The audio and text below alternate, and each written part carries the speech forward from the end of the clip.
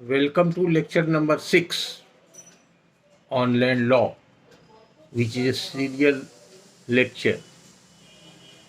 In the last lecture, I was discussing about land, landlord, and its legal meaning and general meaning. In that context, something more is required for the legal practitioners and judges.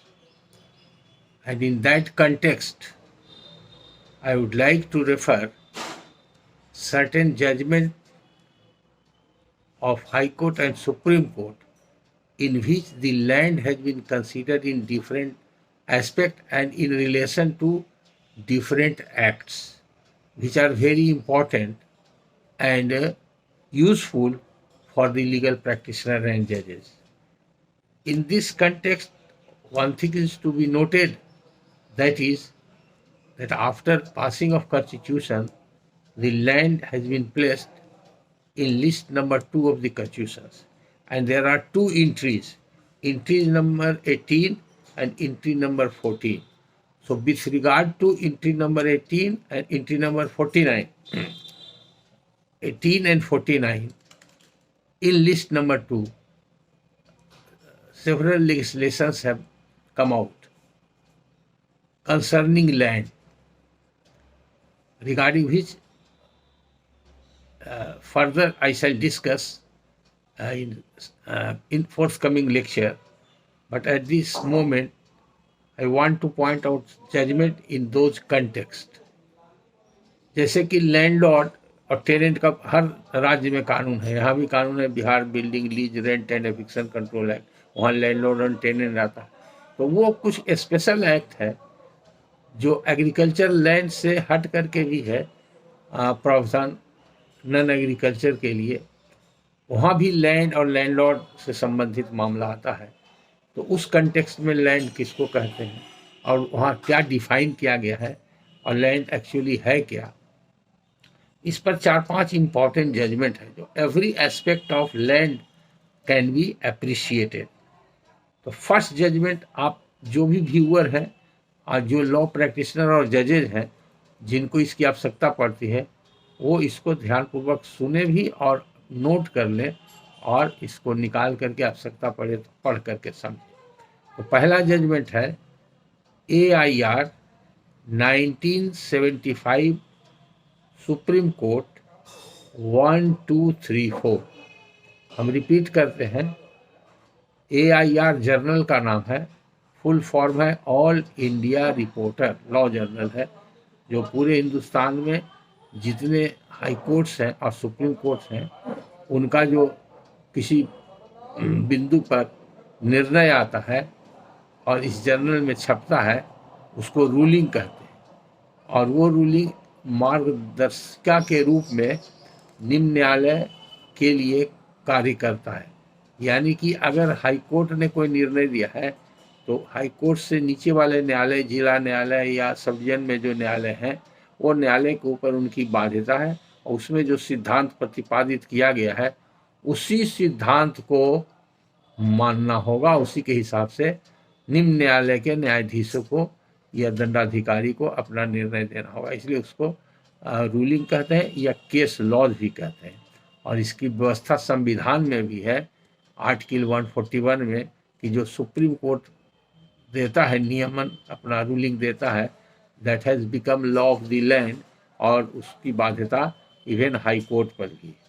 तो इसीलिए ये judgement जो है एक तरह का कानून ही है, और इसीलिए मैं कुछ इम्पॉर्टेंट जजमेंट लिखा देना चाहता हूँ। तो पहला जजमेंट हम रिपीट कर रहे हैं, AIR 1975 सुप्रीम कोर्ट 1234। दूसरा जजमेंट है AIR 1988 supreme court 1626। AIR 1988 supreme court 1626। तीसरा जजमेंट है AIR 1957 कलकत्ता 578। AIR 1957 कलकत्ता 578। और एक लेटेस्ट जजमेंट है पटना हाई कोर्ट का, उस कंटेक्स्ट में, ऐसे ही भी पुराना ही हो गया, उन लोग के परिप्रेक्ष्य में, पहले वाले जजमेंट के परिप्रेक्ष्य में AIR 1994 Patna 111 111 page, AIR 1994 Patna 111 page, और इसी पार्ट में दूसरा पेज भी है AIR 1994 पटना का पेज 120। उसके बाद है AIR 1962 supreme court 1563, AIR 1962 supreme court 1563। उसके बाद है AIR 1988 supreme court 1708, AIR 1988 supreme court 1708। उसके बाद है AIR 1990 supreme court 1133, AIR 1990 supreme court 1133। और नेक्स्ट है AIR 1994 supreme court 217, AIR 1994 supreme court 217। ये सब जजमेंट जो है वो लैंड के संदर्भ में है। लैंड से क्या मतलब है, लैंड किसको कहते हैं, लैंड के संदर्भ में लैंड के ऊपर क्या है वो आएगा कि नहीं, लैंड के नीचे है वो आएगा कि नहीं, उस पर किसका अधिकार होगा, इस सब बिंदु पर समझने के लिए अपवाद स्वरूप मैंने लास्ट लेक्चर में कहा था कि कुछ स्पेशल एक्ट है, जैसे माइंस एंड मिनरल निकलता है किसी के ज़मीन में, तो वो उस पर अधिकार रैयत का नहीं होता है। लेकिन अगर नीचे तक सॉइल ही है, 100 फीट 200 फीट 500 फीट 1000 फीट तक सॉइल ही सॉइल है, तो वो उसी का होगा। उसको लैंड का ओनर जो है उसको सॉइल को यूज करने का अधिकार है, नीचे से निकालने का अधिकार है। इसी अधिकार के तहत रैयत लोग अपने ज़मीन में कुआं खोदते थे, बोरिंग कराते थे, सबमर्सिबल मोटर लगाते हैं, या 1 तल्ला से लेकर 25 तल्ला 50 तल्ला मकान बना सकते हैं, वो उनका अधिकार है। उसके लिए फिर अलग जो कानून है जिस क्षेत्र में है, लोकल लॉ, उसके हिसाब से किससे परमिशन लेना है, कब परमिशन लेना है, ये सब के अतिरिक्त वो सारा अधिकार लैंड से है। और उसी के तहत लैंड से ही अटैच्ड अधिकार होता है, जिसको सुख सुविधा का अधिकार बोलते हैं, ईजमेंट्री राइट जिसको कहते हैं, हवा का, पानी का, रोशनी का, वो सब लैंड से ही अटैच्ड है। तो लैंड का बहुत लंबा चौड़ा कानून में प्रावधान है अलग अलग कंटेस्ट में। लेकिन अभी जो हम लोग बात कर रहे हैं BT एक्ट के संदर्भ में, यानी कि टेनेंसी एक्ट के संबंध में और उसके एलाइड जो एक्ट्स हैं, और अभी तो BT एक्ट के पहले की स्थिति के बारे में हम लोग चर्चा कर रहे हैं, और उस समय जो लैंड का कंसेप्ट था और धीरे धीरे रिफॉर्म होते होते आया, और जब आज़ादी मिली, आज़ादी के बाद संविधान बना और दूसरे एक्ट जो स्टैट्यूटरी एक्ट्स पास हुए, कुछ ब्रिटिश पार्लियामेंट से पास हुए, कुछ प्रोविंशियल गवर्नमेंट ने बनाया, और कुछ इंडियन पार्लियामेंट से पास हुए, और कुछ स्टेट लेजिस्लेशन बनाया। तो आज सभी हमारे पास है, सभी एक्ट है। तो सबको अलग अलग देखना, अलग अलग समझना, और किसकी उपयोगिता अब है और नहीं है ये समझना, ये ज़्यादा ज़रूरी है जब अगर कोई जटिल प्रश्न आता है तो उसके समाधान के लिए। इसलिए ये सारा डिस्कशंस उसी बात को फोकस करके किया जा रहा है कि जो विद्यार्थी हैं, जो परीक्षार्थी हैं, जो विधि व्यवसायी हैं, या जो न्यायाधीश हैं, सबको अगर ऐसी परिस्थिति आए तो आंसर करने में, उसके अनुसार निर्णय लेने में सुविधा हो। इसलिए मैं हर विषय के गहराई में जा कर के और प्रयास कर रहा हूँ कि इसमें स्पष्टता हो जाए और सही सही जानकारी दी जा सके। तो ये एस्पेक्ट तो समझ गए। अब इसके बाद आता है कि जो सुधार की प्रक्रिया, जैसा कि कहा कि लॉर्ड कॉर्नवालिस ने सुधार की प्रक्रिया किया, तो वो लॉर्ड कॉर्नवालिस तक ही नहीं रुकी रहेगी, वो सतत चलते रहा। तो सबसे पहले जब बन गया एग्रीमेंट जो 1793 का जो बना था लॉर्ड कॉर्नवालिस का परमानेंट सेटलमेंट, जिसको कि आपको बंगाल कोट करके इंगित किया गया। उसके बाद आप देखिएगा कि मेन फोकस था रेवेन्यू कलेक्शन का, तो उस संदर्भ में भी कानून बनाते गए ब्रिटिशर्स।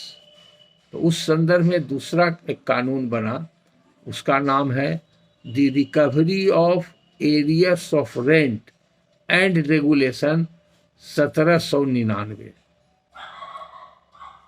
अब इसकी उपयोगिता नहीं रही, इसका बहुत सारा प्रावधान बीटी एक्ट में लाया गया, उसको रिफॉर्म करके रिलैक्स करके। लेकिन इसमें मुख्य बातें जो थी वो ये था कि जमींदार को पावर था रैयत को अरेस्ट करने का और उसकी प्रॉपर्टी को सीज करने का। पहले ये मनमाने तरीके से ईस्ट इंडिया कंपनी के पदाधिकारी लोग करते थे, या ईस्ट इंडिया कंपनी से जो प्राइवेटली एग्रीमेंट के जरिए, कॉन्ट्रैक्ट के जरिए जमींदार उसका कुछ भाग लेके अपने कब्जे में रख करके और रेंट कलेक्ट करते थे, उन लोग के पास कोई नियमावली नहीं थी। जब जैसा जिसके साथ करें, अगर एक ही अपराध के लिए एक को अरेस्ट कर रहे हैं तो दूसरे के लिए छोड़ रहे हैं, तो उसको स्ट्रीमलाइन करने के लिए इसी recovery of arrears of rent and regulation 1799 में ये दो पावर को मॉडिफाई और क्लैरिफाई किया गया और रिस्ट्रिक्ट किया गया। लेकिन इससे भी काफ़ी रिजेंटमेंट होने लगा किसानों में, क्योंकि जैसे जैसे समय बीतते गया तो अवेयरनेस लोगों में आया, और कोई भी अत्याचार हुआ तो उससे घबरा करके भी रिजेंटमेंट लोगों के पास आया। तो एक ये मानव स्वभाव है कि किसी भी वस्तु को बर्दाश्त करने का कोई समय सीमा होता है, कोई क्षमता सीमित होती है, उसके बाद विरोध विद्रोह होता है। तो उसी तरह से रिजेंटमेंट होने लगा। तब ब्रिटिशर्स लोग ने सोचा कि तो फिर दिक्कत होगी, तो उसमें फिर एक बार और उसको रिव्यू किया, और रिव्यू करने के बाद दूसरा एक्ट बनाया। उस एक्ट का नाम रखा sale of land for revenue arrears act 1845। Sale of land for revenue arrear act 1845। यानी कि इस एक्ट में ये प्रावधान बनाया कि जमींदार लोग जो अरेस्ट कर लेता था, प्रॉपर्टी सीज करता था, हालांकि शुरू में तो कोई कानून नहीं था, बाद में 1799 के रेगुलेशन के तहत करता था, तो वो भी गलत था, बहुत ज्यादती थी। तो उसको थोड़ा मॉडिफाई किया और रिफॉर्म किया।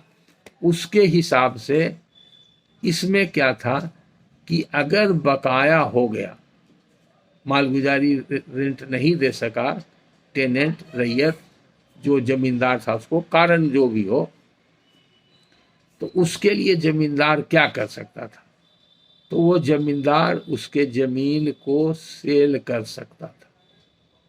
और सेल करने की जो प्रक्रिया थी उसमें बनाई गई थी कि किस प्रकार के सेल करेगा, या जो जमीन उसको जोतने के लिए दिया उस जमीन से उसको बेदखल कर दे। तो for ejectment of ryot and for realising the arrears of rent, दो प्रावधान को क्रिस्टलाइन कर दिया गया with certain modification and reforms, ताकि कम से कम रिजेंटमेंट हो किसानों के बीच और एक कंटिन्यूएशन बना रहे लैंडलॉर्ड एंड टेनेंट के बीच में, ताकि कृषि कार्य होता रहे, प्रोड्यूस होता रहे, और अंग्रेज लोग उस प्रोड्यूस का जो रेंट के रूप में लेते थे वो लेते रहे। इस उद्देश्य से उसी समय ये जो बना, एक और एक्ट बनाया। वो एक्ट बना 1845 में बनाया, उसका नाम रखा the recovery of rent Bengal act 1845। अब ये दोनों एक्ट में स्लाइट डिफरेंस था, नाम मिलता जुलता है। पहला था sale of land for revenue arrear act, उसमें सेल और इजेक्टमेंट का प्रावधान बनाया। लेकिन ये रिजेंटमेंट भी उसी तरह से बढ़ते जा रहा था। तो किसानों को और प्रोटेक्शन देना चाहिए, तो इसके लिए इस एक्ट में प्रावधान बनाया। तो पहला प्रावधान किया इसमें, पहला बार जो कंसेप्ट आया 1845 में, वो आया अकुपेंसी रैयत। अकुपेंसी रैयत आज के तारीख में हमारे पास डिफिनेशन है बीटी एक्ट में, बहुत सारा डिफिनेशन है। जब बीटी एक्ट पर लेक्चर शुरू होगा तो और डिटेल में बताएंगे, लेकिन उस समय की स्थिति के हिसाब से अभी बता रहे हैं। ऑक्यूपेंसी एक अलग वर्ड है और रैयत अलग वर्ड है, और राइट एक अलग वर्ड है। तो जो किसान कुछ दिन तक, कुछ समय तक लगातार जोत करते रहा, तो वो जोत निर्धारित किया गया समय, तो उसको बोला गया ऑक्यूपेंसी राइट। वो जो जोतने का अधिकार उसको मिला और लगातार जोतते रहा, उस अधिकार को ऑक्यूपेंसी राइट का कंसेप्ट पहली बार आया। और जिस रैयत को ऑक्यूपेंसी राइट मिल गया, वो रैयत हो गया ऑक्यूपेंसी रैयत।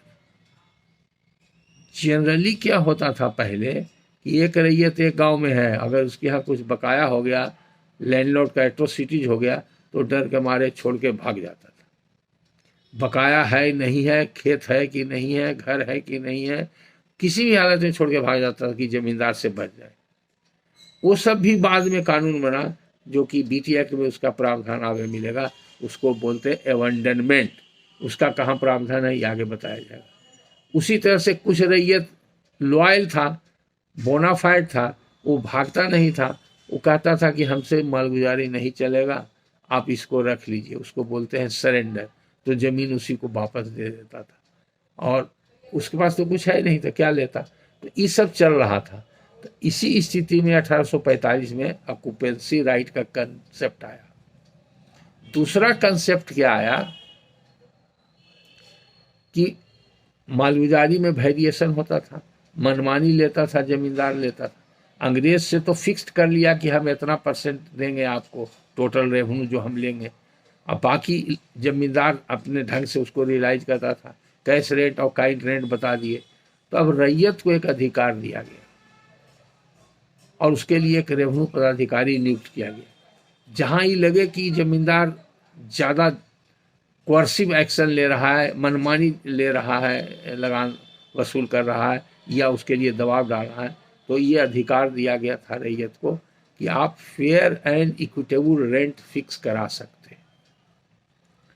इसको समझने के लिए लॉ स्टूडेंट्स को या लॉ प्रैक्टिशनर को आज के संदर्भ में, या जुडिशियल ऑफिसर को बहुत आसान होगा कि Bihar building lease and rent eviction control act, BBC act के तहत भी अगर कोई मकान मालिक किराएदार से ज़्यादा किराया मांगता है, दबाव डालता है, या किराया मनमानी बढ़ाता है, तो उसको भी अधिकार दिया गया है कि हाउस कंट्रोलर के यहाँ जा करके फेयर रेंट फिक्स करा सकता है।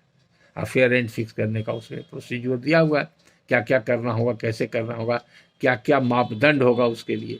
तो उसी प्रकार की व्यवस्था उस समय अंग्रेजों ने 1845 में रैयतों के हक में किया था, और एक रेवेन्यू अफसर बहाल कर दिया था, जो कि रेंट फेयर एंड इक्विटेबल। तो फेयर तो हो गया कि जो परिस्थिति है उसके हिसाब से सही है कि नहीं, और इक्विटेबल इक्विटी के कंसर्न्स पर, कि जो लगे कि एकदम माने कॉन्शियंस को बाइट नहीं करे, अंतरात्मा की आवाज़ पर जो आधारित हो, इक्विटी जिसको कहते हैं, इक्विटी के आधार पर वो देखने का अधिकार दिया गया था। तीसरा, जमींदार को भी एक पावर दिया गया कि जमींदार अगर समझता है कि नहीं, मान लीजिए कि कल कोई ज़मीन बालू था, उसमें उपज कम होता था, किसान 10 साल से मेहनत कर रहा है, मेहनत करते करते करते करते उसका ज़मीन फर्टाइल हो गया, प्रोड्यूस बढ़ गया, तो तंग करता था कि तो तुम्हारा इतना पैदा, और ऐसे भी जो पहले एग्रीमेंट होता था 1/3 का, तो उसका प्रोड्यूस बढ़ जाता था, तो वो भी ज़्यादा तंग करता था। तो ऐसी स्थिति में जमींदार को भी अधिकार दिया गया कि रेंट के इन्हेंसमेंट के लिए जमींदार भी रेवेन्यू अफसर के यहाँ अप्लाई कर सकता, और जो ग्राउंड ऑफ क्राइटेरिया दिया था उसके आधार पर तो 3 मेजर प्रोविजन किया गया 1845 के एक्ट में। ऑक्यूपेंसी राइट दिया गया पहली बार, fair and equitable rent fix करने का अधिकार एक पदाधिकारी रेवेन्यू पदाधिकारी को दिया गया, जिसके यहाँ रैयत जाके फिक्स करवा सकता था अपना फेयर एंड इक्विटेबल रेंट। और जमींदार जो मनमानी करता था वो बंद हो गया, उसको भी इन्हेंसमेंट ऑफ रेंट के लिए जाना पड़ेगा। और ये सब अधिकार रेवेन्यू कोर्ट को दिया गया। ये सब लैंडलॉर्ड एंड टेनेंट के बीच की बात थी। जब फाइनली जितने भी रेगुलेशंस थे लैंड से संबंधित और अलग अलग लैंड के अलग अलग विषयों पर जैसे थे, जैसे एलुवियन एंड डिलुवियन का एक्ट बताया, उसके हिसाब से उसमें बहुत सारा डिफरेंट प्रोविजन था, अलग अलग पदाधिकारी को अधिकार दिया गया था। वो सब को देखते हुए अल्टीमेटली एक एक्ट बना जिसका नाम रखा गया बंगाल टेनेंसी एक्ट। वो 1885 में बना, एक्ट नंबर 8 ऑफ 1885। और वही बंगाल टेनेंसी एक्ट बाद में अमेंडमेंट होगा 1934 में। अमेंड होकर के बंगाल शब्द को सिर्फ हटा दिया गया और उसके जगह पर बिहार डाल दिया गया। तो अभी जो हमारे पास एक्ट है वो बिहार टेनेंसी एक्ट है, लेकिन एक्ट 1885 का है। 34 में उसका नंबर नहीं पड़ा, चुका ओरिजिनल एक्ट वही है। और क्यों बना, क्यों अमेंड हुआ? हालांकि बिहार बंगाल से 1911 में ही अलग हो गया था, लेकिन अमेंडमेंट इसमें 34 में आया। तो 34 में आया तो उस समय बिहार और उड़ीसा दोनों कंबाइंड था, और झारखंड अभी का जो है, तो वो अमेंडमेंट आया टोटल बिहार अमेंडमेंट एक्ट। तो उसके हिसाब से 34 में आया, तो एक्ट का नंबर वही रहा, अब हो गया वो बिहार टेनेंसी एक्ट। अब लैंडलॉर्ड जो उस समय था, प्राइवेट पर्सन लैंडलॉर्ड था, तो बीटी एक्ट में प्रावधान बना दिया गया सर्टेन पर। बीटी एक्ट आने के बाद ही जमींदारी प्रथा रही, इससे जमींदारी प्रथा का एवोल्यूशन नहीं हुआ, लेकिन खास परिस्थिति के लिए गवर्नमेंट को, तो गवर्नमेंट कौन? गवर्नमेंट उस समय दीदेन गवर्नमेंट, ब्रिटिश गवर्नमेंट 1885 में तो ब्रिटिश। तो उसमें भी सेक्शन 3 जो बीटी एक्ट में बना, उसमें बहुत सारा डिफिनेशन दिया हुआ है।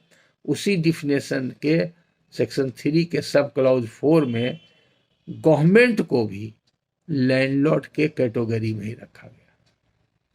इसलिए रखा गया कि जो जमीन ब्रिटिशर्स रूलर जो थे उन लोगों ने, या ब्रिटिश एम्पायर कह सकते हैं, उसके द्वारा किसी जमींदार के साथ बंदोबस्ती नहीं किया गया, एग्रीमेंट नहीं किया गया परमानेंट सेटलमेंट का, तो जो बचा हुआ रह गया वो ब्रिटिश गवर्नमेंट का रह गया। तो अगर लैंडलॉर्ड के डिफिनेशन में उसको नहीं लाता तो फिर आगे कोई एक्शन नहीं लेता। इसलिए डेफिनेशन में जब बीटी एक्ट बना, बंगाल टेनेंसी एक्ट, तो उसमें सेक्शन 3 के सब क्लॉज में गवर्नमेंट को भी जोड़ा गया, ताकि वैसे जमीन के लिए वो गवर्नमेंट लैंड रहे। तो दो तरह की परिस्थिति बनी। एक तो ब्रिटिश गवर्नमेंट कंटिन्यूअसली लैंडलॉर्ड रहा, जिसके लिए वैसे जमीन का जिसके लिए कि प्राइवेट इंडिविजुअल इंडियंस जो बड़े बड़े लोग थे उस समय के, तालुकदार और राजा जो कहलाते थे महाराजा, उनको नहीं अधिकार दिया परमानेंट सेटलमेंट के द्वारा। तो बाकी सब रह गया उसी के जमींदारी में। उसी तरह के जमीन को जो खास उसके कंट्रोल में रह गया, तो उसका मालिक देखभाल करने वाला डिस्ट्रिक्ट में कलेक्टर होता था, जिसको डिस्ट्रिक्ट कलेक्टर बोलते हैं। आज भी वही सिस्टम है। तो वैसा जमीन जो डायरेक्ट ब्रिटिश गवर्नमेंट के कंट्रोल में था, उसमें सब तरह का जमीन था, agriculture, non agriculture, industrial, waste land, दियारा लैंड, चौर लैंड, रिवर, अलग अलग स्थिति में अलग अलग जगहों पर वो सब जमीन था, जिसको बोला जाता है खास महाल। खास महाल, कुछ लोग खास महल भी बोल देते हैं, अंग्रेजी में MAHL, तो खास महाल। तो खास महाल का जमीन के लिए उन लोगों ने अलग नियमावली बनाया कि उसको कौन मैनेज करेगा, कैसे मैनेज करेगा, उसको कैसे लेट आउट किया जाएगा, ये उसको वो मैनेज करता था अंग्रेज लोग। तो आज के तारीख में उसको समझने के लिए हम लोग के पास उपलब्ध है खास महाल मैनुअल, और उसमें जितने भी एग्जीक्यूटिव ऑफिसर्स हैं, मेन उसमें important officer collector of the district होता है, जिसके कंट्रोल में होता है, या उसके सबॉर्डिनेट ऑफिसर लोग उसको देखभाल करते हैं। अलग अलग प्रावधान है। आप लोग की जानकारी के लिए बता दें, हर जिला में लगभग खास महाल जमीन है, अभी भी है, और उसका कैरेक्टर चेंज नहीं हुआ है। क्यों नहीं हुआ? कि जब जमींदारी गई तो जो प्राइवेट जमींदार थे, प्राइवेट जमींदार की जमींदारी गई, यानी कि जो यहाँ के नागरिक थे, भारतीय नागरिक थे, और अंग्रेज के बिचौलिया के रूप में जिनको लैंडलॉर्ड बनाया गया या माना गया, जमींदार कहा गया, वो लोग उनके बिहाफ में काम करते थे। उनको जमींदारी राइट था, यानी कि उनके साथ जमीन का परमानेंट सेटलमेंट हुआ था। उन्हीं को टेनेंट यानी कि रैयत को देने, उससे किराया लेने, हटाने वगैरह का सब अधिकार था। तो उनका अधिकार समाप्त किया गया। तो जिस जिस क्षेत्र में उस तरह के जमींदार थे, उनकी जमींदारी गई, तो वो सरकार के पास चली आई। वो जमींदारी जिस कानून से गई उसके अनुसार वो आ गई, उस कानून से, जिसका कि नाम है land reforms act 1950, Bihar land reform 1950। इस पर हम डिस्कशन कर चुके हैं, और दरभंगा महाराज का कहानी भी बता चुके हैं, एवोल्यूशन ऑफ जमींदारी एक्ट, उस पर चर्चा की आवश्यकता नहीं, आप लोग समझ गए हैं। तो उस एक्ट से तो बाकी जो जमीन पहले से ब्रिटिश गवर्नमेंट के पास थी, जिसमें कि खास महाल भी आता है, तब ब्रिटिश गवर्नमेंट जब भारत छोड़ दिया, जिसको कहते हैं हम लोग आज़ादी मिली, आज़ादी मिली तो हम लोग ने अपने देश में संविधान बनाया। तो संविधान में प्रावधान कर दिया गया उसका, आर्टिकल 299 है। और उस समय भी प्रोविंशियल सरकार होती थी और केंद्रीय सरकार होती थी। तो प्रोविंशियल सरकार में भी कानून बनता था और केंद्रीय सरकार के द्वारा भी कानून बनता था। तब केंद्रीय सरकार को बोला जाता था डोमिनियन ऑफ इंडिया, और प्रोविंशियल सरकार को होता था प्रोविंशियल गवर्नमेंट। जैसे पहले बिहार स्टेट नहीं था, प्रोविंस ऑफ बिहार कहलाता, तो प्रोविंस ऑफ बिहार, और उसका जो हेड होता था, जैसे आज हेड होता है चीफ मिनिस्टर, तो उस समय वो प्रीमियर कहलाता था। प्रीमियर को प्राइम मिनिस्टर भी कहा जाता। तो हर स्टेट में प्राइम मिनिस्टर होते थे। तो बिहार के भी जो पहले प्राइम मिनिस्टर हैं, टेक्निकली तो वो दूसरे हैं, लेकिन सब लोग जानते हैं पहले, तो इस पर अभी चर्चा नहीं करेंगे।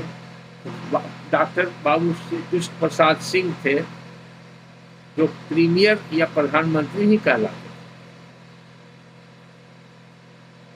तो यहाँ का प्रोविंशियल गवर्नमेंट होता था, तो जो भी उसको सरकार का डीलिंग्स होता था, तो उसमें लिखा जाता था secretary to the province of Bihar. उसी के नाम से सारा काम होता था। सरकार का वही एकमात्र ऑथराइज रिप्रेजेंटेटिव होता था, और सेंट्रल में होता था डोमिनियन ऑफ इंडिया। और जब मुगल साम्राज्य था, उस पीरियड में मुगल साम्राज्य था, तो उस पीरियड में उसको कहा जाता था कैसरे हिंद। कैसर माने राजा, हिंद हिंदुस्तान का शॉर्ट फॉर्म हुआ, तो हिंद का राजा। तो डायरेक्ट जो बादशाह के, राजा के कंट्रोल में जो जमीन था, और बहुत पर्पस के लिए वो सब जमीन रखता था, तो उसको बोला जाता था कैसरे हिंद। माने वो कैसरे हिंद की जमीन है, यानी कि उस समय के जो शासक थे, मुगल शासक थे, दिल्ली दरबार पर जो शासन करते थे, और major part of the India जो नॉर्थ ईस्ट इंडिया है और कुछ सेंट्रल इंडिया का पोर्शन था, ये सब पर जहाँ जहाँ भी उन लोग का शासन था वहाँ पर उन लोग के पास वैसी भूमि थी। अब बहुत कारण से वो सब भूमि थी, जैसे कहीं पर हाट बाजार मेला लगाया जाता था उन लोगों के द्वारा बादशाह की तरफ से, तो वो जमीन भी कैसरे हिंद कहा। कहीं पर बाग बगीचा था तो वो भी कैसरे हिंद कहलाया। कहीं पर घोड़ा हाथी वगैरह को रखने का इंतजाम होता था तो वो जमीन भी कैसरे हिंद कहा। कहीं जब फौज चलती थी और फौज जाके डेरा डालती थी तो जिस एरिया में रहती थी वो सब जमीन उसके कंट्रोल में रहता था। तो बहुत सारा एंट्री रिकॉर्ड में मिलेगा, सर्वे रिकॉर्ड और उसके पहले के रिकॉर्ड में, जिसमें कहीं जमीन का कैसरे हिंद लिखा हुआ रहेगा और किस बात के लिए है वो जमीन वो भी लिखा रहेगा। इस कंटेक्स्ट में हमको काफ़ी रिसर्च करने का मौका मिला, कई केस में मैंने काम किया था। तो एक केस हमको मिला हिलसा का जो अभी पटना हाई कोर्ट में फर्स्ट अपील में है, बिहार सरकार के अगेंस्ट में मेरे क्लाइंट ने फाइल किया था केस। उसकी ज़मीन में बिहार सरकार ने IITI बना दिया था और मुआवजा नहीं दिया तो डिस्प्यूट हुआ। सरकार कहती थी कि कैसरे हिंद ज़मीन है इसलिए सरकार का है। मेरे क्लाइंट का कहना था कि मेरा रहती ज़मीन है, हम 50 साल से रसीद कटा रहे हैं, मालगुजारी दे रहे हैं, इस पर नहीं बनना चाहिए। सिविल कोर्ट में जो जज साहब केस को देखे उन्होंने पाया कि ये ज़मीन कैसरे हिंद है इसलिए इस पर रैयत का कब्जा नहीं है। उसके विरुद्ध फैसला हुआ, उसके अगेंस्ट में हाई कोर्ट में अपील फाइल हुआ। अपील में इंजंक्शन वगैरह के संदर्भ में हम जब बहस कर रहे थे तो उस समय ऑनरेबल मिस्टर जस्टिस महफूज आलम के बेंच में ही मैटर था और जब इस पर चर्चा हो रही थी तो उन्होंने भी प्रश्न किया था कि कैसरे हिंद किसको कहते हैं और इसका लीगल एस्पेक्ट्स क्या है। तब मैंने उनको एक्सप्लेन किया था कि क्या है। वो 299 आर्टिकल कॉन्स्टिट्यूशन ऑफ इंडिया में है, उसके हिसाब से कैसरे हिंद जो जमीन थी आज़ादी के बाद वो भारत सरकार की हो गई। अगर भारत सरकार का उस पर किसी भी प्रकार से कब्जा है और अगर भारत सरकार का कब्जा नहीं है तो राज्य सरकार का हो गया, अगर राज्य सरकार का कब्जा है। ये संवैधानिक प्रावधान है, लेकिन उसमें इसके बारे में जिक्र नहीं है कि अगर किसी का नहीं कब्जा हो और रैयत का कब्जा हो तो क्या होगा। तो this is the crux of the matter. तो ये बड़ा डिबेटेबल पॉइंट है और फैक्ट्स टू फैक्ट पर डिफर करेगा। तो जो मेरा केस है वो फाइनल हियरिंग में आने का समय हो गया, पुराना मैटर है कि लगभग 20 साल या 25 साल पुराना मैटर है, अब वो आएगा हाई कोर्ट में। आई एम होपफुल कि I will succeed in that matter, क्योंकि बहुत सारा ऐसा देखा गया है और कहीं ऐसा कस्टम था। तो कस्टम भी एक बड़ा इंपॉर्टेंट एस्पेक्ट है जो सबसे लास्ट में बताएंगे हम। कहावत इतने है कि custom has got statutory force even more than the statutory law. तो उसमें हमारा केस था कि जो अस्थायी जमींदार था वो जमींदार उसके कब्जा में था और जो एंट्री था कैसरे हिंद, उस एंट्री में एक वर्ड और लिखा था जिसको कि लोग पढ़ के समझते नहीं थे या पढ़ते नहीं थे। उसका स्पेलिंग उसका था PARAO, पराव। हिंदी में लिखा हुआ था पराव, पराव। अंग्रेजी में लिखा हुआ था जहां मिल रहा था PARAO, पराव, कैसरे हिंद पराव। अब इसका माने नहीं समझ में आता था तो उस पर मैंने रिसर्च किया। रिसर्च करके उस लिखने में शब्द जो है गलती हो गया या उसको कहते हैं डिफॉर्म हो गया। एक्चुअली वो पड़ाव था। पड़ाव किसको कहते हैं? जहां पर यात्री रुकता है बैठता है, तो यात्री का भी पड़ाव होता है जिसको कि जैसे बस स्टैंड हो गया, वो पड़ाव ही है एक तरह। तो पहले पैदल यात्री लोग जाता था तो कहीं बाग बगीचा में रुक जाता था तो उसको पड़ाव बोलते थे। अब ये पड़ाव किस संदर्भ में था? तो जब दिल्ली से फौज चलती थी, क्योंकि इधर बंगाल को कंकर करने के लिए मानसिंह को भेजा गया था और राजा मानसिंह अकबर के आदेश से कूच किया था, तो उसने पहला लंगर जो डाला था बैकटपुर, जो अभी गांव है पटना जिला में, पटना से पूरब, फतुहा से आगे, और बख्तियारपुर और फतुहा के बीच में। उसका सही नाम है बैकुंठपुर, जहाँ पर महादेव जी का प्रतिष्ठित मंदिर है। तो उसकी स्थापना भी मानसिंह ने ही किया था। तो वहाँ पर लंगर डाला, चूंकि उस समय और रोड नहीं था, चारों तरफ जंगल जंगल था, तो नदी ही एक नेविगेशन ही कारण था ट्रांसपोर्टेशन का। तो नदी के नाव से, गंगा नदी के सहारे ही लोग, फौज यहाँ पर आई थी, वहाँ पर लंगर डाला था। और यहाँ से फिर जो दस्ता था, फौजी दस्ता, वो सब पैदल मार्च किया था जहाँ भी जाना था। तो बंगाल को जाके कॉन्कर किया था, और इसीलिए अकबर बादशाह ने खुश होकर के वीर राजा मानसी संबोधित किया था, और इसीलिए उसके नाम पर बंगाल का कुछ एरिया जो अभी वीर भूमि कहलाता है, मान भूमि कहलाता है, और ये जो कहलाता है सिंह भूमि।